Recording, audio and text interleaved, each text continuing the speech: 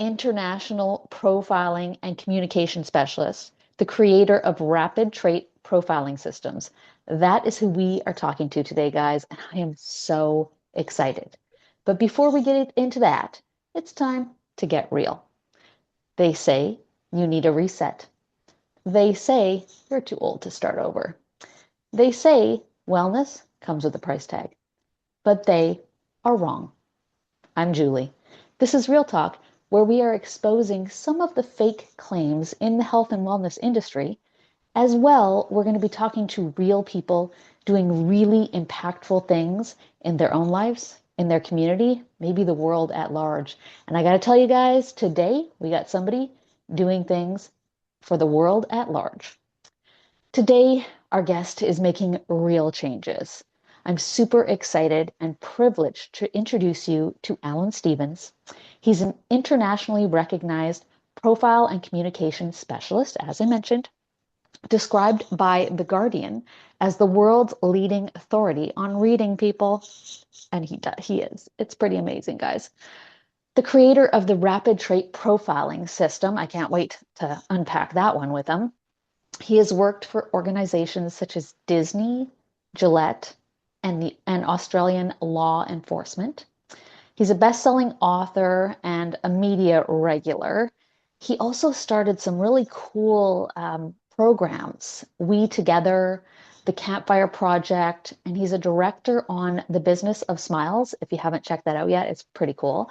And he's also a Montessori primary school director as well. So I have actually had the great fortune of taking one of Alan's courses, so I can attest to his amazing abilities without question. But before I go any further, welcome, Alan. And did I miss anything? Thanks very much, Julie. It's great to be here. And I think you've covered everything there. And actually, every time somebody sits there and talks about the things I've done, I think, oh, I've got to meet this guy. He's amazing. I often think, have I done Yes. those things, all those things? Absolutely. Yeah. Mm, And I'm sure like the list is very mm, impressive. And I didn't even dig into all of it. I just kind mm, of touched the tip of the iceberg because mm. I know how many years ago has it been since we've met? At least 5 years. And Mm. in that amount of time, I think is when you've done this. Like there Mm. was so much um, before that. Maybe if you will, because I love the Campfire Project so much. We aren't going to dig into it too far, but I'd love you to just tell people basically what it is and where they can find it. And I'll put it in the show notes as well, because again, I love that project. Excellent. Well, just before I jump into that, you said before in the introduction, you were talking about that you're never too old. Well, I'm in my 70s now, and I'm doing more now than I've ever done before. And so that's a testament to that. Amazing. Never let yourself be held back. If you've got a goal, you see something that really you feel the world needs, get out there and do it, no matter how old you are, and you'll improve your Agreed. life in the process. But the Yeah. Campfire Project, it's a safe place for both men and women from all over the world to be able to come together and share the stories they've never been able to share before. And it has a full complement of the different religions, cultures, gender identities, etc. We've had over 700 hours of conversations in just over 7 years now. We've never had any bigotry, Wow. sexism, or racism, and not once has anybody been disrespectful in any of those conversations. And the group's actually on Facebook, of all places. And so we've been pretty proud of the results there. And last year, we did some research into looking at what is an inclusive group and what would the score be. Well, the Campfire Project reaches the top score for the world. At the same time, it's now Wow. matching the United Nations have 17 sustainable development goals. The Campfire Project ticks five of those, which is pretty high for any group. And Yeah. the group is what it is because of the people who have come in to share their stories, join the panel discussions, to share their knowledge about how we should improve the world. And it's just kept on growing from there. That just it just opens my heart. And for anybody out there that's listening, watching, if you want to check that out, it will be in the show notes. You can take a look. So the name of your company, your current company, is Human Pattern Recognition, correct? Hmm. That's And it. is that the name of the course that I took? I should know, but I do not. Uh, The one that I think you took at the time was it the three steps to improving the sales? I'm not quite sure now. I no, know I it took was that one the first, and then Yep. I went into the one that follows that one directly after that one. Um, Excuse me, I've got Yeah, to well, there's itchy so nose many also. courses that people can choose from. And by the way, I do have a free course which will give you the link for your show notes to share with people. Wonderful. That's how to read people to improve the or behaviors and influence. I can't even remember the titles of them. I've got so many online now, and I'm presently looking at putting my master course online as a membership site and pay by the month and get a module every week. Now, Oh, I with love all it. the work that I'm doing with the master course and the new pilot program and the people I'm working with, that will probably be a module a week, about 2 years to get through the whole thing. There is that much that That's people can learn, but it'll be in bite sizes that people can learn, go and apply, get results, then come back and learn the right. next bit. Well, and a lot of the work that you're doing is a culmination of decades and decades of work that you Mm, have personally done. So how could you do a 2-day course and really do it justice? You have to break it into these many courses. I know the course that I took, I can't even remember how long it was. It was it was fairly in depth. I haven't done a deep dive, mm, but yeah, there's no way you could just watch it in a weekend and be good, right? I'm still mm, practicing. yeah. But on that note, I've seen so much from you, and it's so exciting to me, and I don't want to forget to get this Mm, information out there. I would love you to just kind of touch on the basics of how you can use the human pattern recognition or the reading. mm. I always want to say face reading, but it's not just face reading. It's That's right. like so much more to it. So human pattern recognition is probably the easiest way to say it. How you can utilize that in your already current relationships. Because some people are Mm, like sales and all that kind of stuff, and that makes sense. mm. But I have a husband and kids. It's like, how can I use it to connect more with them? Mm. Well, finding the right partner to start with. Now, I Mm, had a life coach that I'd trained, and after we'd finished, she brought a phone out and she wanted to show me a person's face. And I went, "Oh, is this somebody you're starting to date?" And she said, "Yes." And she said, "Would this person be a great partner? Because he's got this particular trait, which was automatic giving, very quick to give." And I said, "Well, before we go into that, I said, what do you need in your relationship? Do you need to know that the person loves you? If they just tell you they love you, is that good enough for you? Or do you really need to know that they do?" And she said, "Well, I need to know." And I said, "Well, right, well, that trait that that person's got, they will give without thinking. So you don't know if they really love you because mm, it's just the way they are. They give their time, their energy, beautiful gifts and things like that.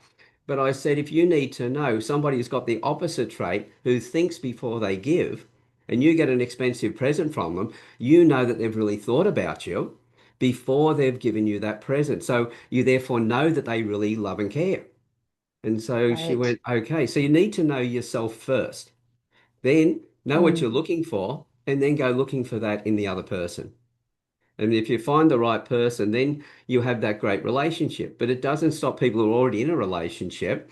It's the things that attract us to somebody is generally well, somebody like yourself who's got dramatic appreciation, that flair that you put into things. And somebody like me who's got aesthetic appreciation is all about how things feel inside. So we're total opposites on that. But there is an attraction to the excitement that you bring into something. So that would attract me. At the same time, I'm laid back. So when you just want those peaceful times, I'm great to be around. Now, it's all about perception. So if you're very expressive when you're feeling happy and everything else, the life of the party, the entertainer, etc., and when you're doing stress, that becomes too much energy for someone like me. So I then pull away. mm, And what happens is what was high on the upside of the trait, because every trait has an upside and every trait has a downside. The upside is where the enjoyment is, where your strengths are. And I get excited by that, and then we have a great time and all the rest of it. The end result, that's what attractors is. But over a period of time, we start to get used to what attractors is in the other person. Now we notice the downside of the traits. So then I'd start Mm, noticing the stress that comes out. And because I need to be able to withdraw to my cave and stay away from that heavy energy or a lot of energy, I'd withdraw. And next thing you know, we'll start to pull apart. But if I know that you're somebody who has that need to express themselves when you're going to, you're going through stress, I would just ask one simple question. Is this something you want me to fix or something you want me to listen to? You just want me to listen. If you said you wanted me to fix it, I know one of two things. Either something's come up that you know I have the ability to fix, or I screwed up in the first place and you want me to fix that. Once you've told me that that's not the issue, you just want me to listen, it's no longer about me. I don't have to worry about it. Anything that comes out, I know it's something you need to vent. It has nothing to do with me, so I don't need to take it on. And I can hold your space. With someone like me, if I get stressed, I pull back to my cave because you've mm. got that dynamic and more dramatic appreciation. You're going to be asking me what's going on. And the more you ask me, the more I'm going to pull back. So as I'm pulling back, you're then going, okay, does he love me? What's going on? And start to get angry and everything else with it. But if you said to me, look, Alan, is this something that to do with me? No. Is there anything that I can help you with? No. So two questions out of the way. Statement time. Well, I know that you need to work on this on your own, so I'm going to leave you alone to do that. But once you've got it to a point where you can talk about, you come back and tell me about it because I care. Because that way I know that you Mm. haven't just given up because I've said no to both your questions, but you've also shown me that you still care. So I know that you're now giving me the space, you're respecting me and everything else. I go, thank you very much. I go and fix a problem. I come back and talk to you. That then puts the spice back to our into our relationship. So we start appreciating the upside of the traits again. This is what it's all about. Knowing yourself, knowing the other person, knowing how to talk to them in the way that they need to be spoken to and treated. You get that, you've got a great life. Same with children, same with your work colleagues, same with your clients. Mm. It fits in everywhere. I love that. And I swear, I just want to get a pen and paper out every time I speak to you because I learn something every time. Like I Mm, have that, like, oh, aha moment mm, every time you speak. And to those of you out there watching, what Alan just said, he's magical. There's no question. But there are so many different traits, shapes mm, of body parts, and all kinds of things that he reads that he kind of gets this from. mm, And it's magical. So, okay, so we mentioned mm, absolutely you can use the same thing with reading children, and that's a topic mm, for another day, but what's interesting about parenting is I find that parents feel that they need to like groom their child into something mm, as opposed to let's see who my child is and how mm, do I work best with those characteristics? And what you're giving people is a toolkit to actually mm. be able to do that. And it's phenomenal. How young can people be when they read you, when you read them? They can be toddlers. That's the whole thing. There's about 10 traits that are, so if we have our traits that are passed down from our parents, what we call our nature traits, are in the DNA. So even a newborn, we can pick up some traits, some gifts like music traits. I can tell you what they're Mm, going, what sort of hobbies and sports will suit them as far as, do they need to be on the move? Is this a child who's going to sit, or be somebody who's hyperactive, who has to be running around, etc. And not to do with neurodiverse, but more the fact that their personality says they're just an energetic child. And so you're able to read that. But the thing is, when it comes to children, this is where a lot of people make mistake. They think I've got to guide my child into this. We're not gardeners. Sorry, we're not what they call sculptors or carpenters. Our job is not to mm, turn our kids into something. Our job is we're a gardener. Our job is to nurture the children to be the best version of themselves. So if we can read their traits, we know how they're yes. likely to behave. I can tell you if they're a risk taker at a very early age. Virtually as a toddler, I can tell you what they're going to be like when they get their first car. Are they going to be racing around and all the rest of it? So if that's the case, you've got a child who's got the trait that says they're a risk taker. On most event things in Mm, life, that's not a problem. But when it comes to their health and finances, like driving cars and things like that, you want to make sure that they're ready for that when they get to that point. So you can start teaching there are certain things in life that they need to think a little bit more about. So over those years leading up to that, you can train them into that. So they understand that. So you're nurturing them along the way. And right. therefore, if you're able to read where their strengths are, you can guide them into the right sort of careers, at school Mm, before they pick their final subjects. We understand what careers will fit their personality. We can then give them the job guide and say, hey, go and have a look at these particular jobs and tell us which ones you'd like to try. So they make the decisions, but instead of giving them the job guide, which looks like the yellow pages telephone directory, it's you can give them like the small list then and go, okay, just go and check these ones. And so now they make their Brilliant. decision on that. And the end result is they go off to university or college, whatever, to do the degrees or diplomas and things that they need to do to go into that job. And once they go into the job that they're going to enjoy, they're not likely to go and have to get a degree at university, go and get a second one, and never use either of them. In this case, the Hmm. degree they get, they'll use. They'll enjoy the work they're doing, which means they're going to be more productive for the management. They'll make more money for the company. They'll go home happy, and their relationship with their spouse will be better as well because they're not bringing problems home from work. So wherever you Oh, learn this, you put brilliant. into any area, it just flows right through every aspect of life.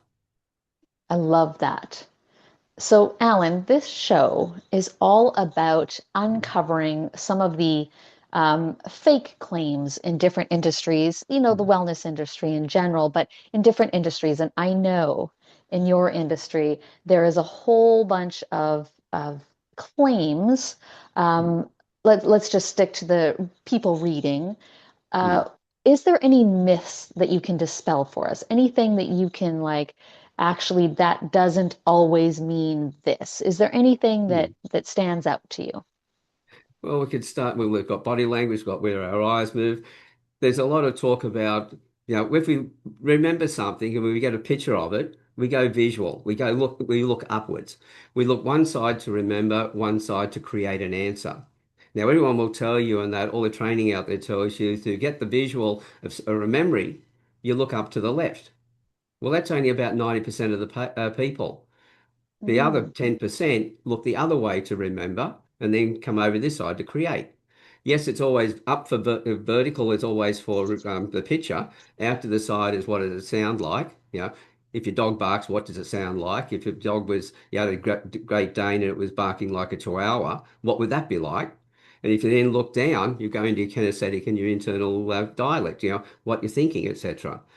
They're accurate as far as those three levels go, but which side you look to depends on what's happening at the time. So you benchmark that with somebody in general conversation where you ask them mm, questions they have to stop and think about, but they're not worried about retain or hiding any information.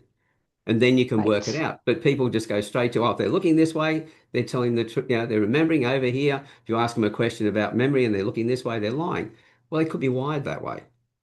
In body right. language, crossed arms, for instance. How many times have you been told that the person with crossed arms is not interested in what you're talking about? It could be freezing cold. It could be that they've got you on a That's me. pedestal, and at that time you are, you're intimidated by that person. You want to be there. You want to learn from them. You want to be around. You want them to actually see you and hear you. And so you got your arms folded.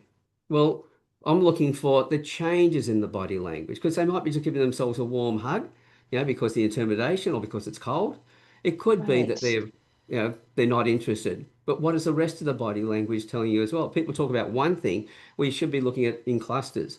If the person's got their arms folded, but their feet are facing towards you, they're leaning in, they're nodding, they're reacting, and everything else means nothing. What I then look for is if they unfold their arms, I know they're really engaged now. They're really feeling more comfortable with me. And so they want to be there to start with. Now they're really comfortable. If their other body parts, like their feet are facing towards the door, they're sort of leaning part way, they're leaning back, etc., and the arms are folded, yeah, all of those, they just want to leave. So you can pick all that up. The other thing I is people love in that. sales. Yeah, in sales, they say, right, you want to get yeses. Well, the thing is, how many times have you spoken to somebody that said yes, yes, yes, yes, all the way through? Then you go to follow them up another day, and all you get is crickets. You can't find them, they disappear. Mm, Well, mhm. those yeses were counterfeit yeses. They were saying yes to shut you up and move you on. You need to know the difference between a counterfeit yes, an interesting yes, where they're interested in what you're talking about, and a confirmation when they're ready to buy. And Right. knowing the difference of those, but people just talk about get to yes as fast as you can. No, a negotiation doesn't start until you get a no. Mm, So I'm that's an looking for a interesting no as soon as statement. I can. Right. Mm. I love the benchmark. statement. mm, I think it's so important when you want to learn who you're dealing with to pay attention and get benchmarks in all kinds of areas. mm, But I love what you were saying because I often do videos, and if I'm thinking of something like trying to, I'm I'm looking both ways. I'm trying to create in mm, my mind what what I want to say mm, next. So I'm looking both ways, and maybe I'm going between memory and creation. I'm not sure. I'll have to actually test that one next time. But mm, I think I'm the worst for reading in the traditional way because I'm not good at eye contact. I have really bad up close eyes, like really bad. So if I'm up close to you and I'm trying to focus on you, it's like, oh my goodness. And I want to stop and rub my eyeballs. So yeah, I'm not your mm, traditional reader. I'm not mm, that way easy to read, but you've mm, read me like a book multiple mm, times, so I know I'm easy to read. Now, speaking of easy to read, you have so many resources in all the different areas of your expertise. We are going to put some stuff in the show notes, like mm, your social media and your website and all that kind of stuff. But if somebody is maybe they're working out at the gym, I often do that and listen to mm. podcasts. How do they get a hold of you? What's the simplest thing we can say verbally so that they can remember it, just in case they lose this video? Well, the easiest place to start with is my website. If they go to my website, then they'll find all the resources from there. They'll find my online courses, they'll find the new programs I'm putting together, the pilot programs, my SoundCloud channel, and all the rest of it. So they are sitting at the gym, they can actually have the audio on listening to that. But alanstevens.com.au, and Alan is ALAN, and Stevens, STEVENS.com.au for Australia. Love it. Now, Alan, thank you so much for your time today. Super appreciate you. Is there anything, any maybe one tip that you can give the listeners if they want to be able to start along this journey? What's one thing that maybe they can learn to read, or, and I know you've got the free course, so that might be your one tip. Up to you. That's the best place to start. But one thing I always say to people, and that if they want to learn things, they've got to start with an open mind. Just remember the most important thing you'll ever learn is the next thing you learn after you think you know everything. So keep your mind open, take it in. I think it was Bruce Lee who had said, take in all the stuff that people are saying, keep what works for you, discount what doesn't work for you, and then add your own flavor to it. And that's extremely important. Take it all in and analyze it, trial it for yourself, and what works for you, use that. I love that. That's brilliant advice. So thank you again, Alan, and thank you guys, everybody that's watching out there today. That's it for Real Talk this week. Now, if you are interested in being a guest on Real Talk or maybe having a specific topic covered on Real Talk, you can always reach out to me at juliebrooks.life. That's going to be in the show notes as well as all the information from Alan today. Remember, everything that we've said here today is for entertainment purposes only. So if you decide to go reading people, there's no recourse for that. Thank you all. And again, thank you, Alan, so much. I appreciate you immensely. My pleasure. Thank you.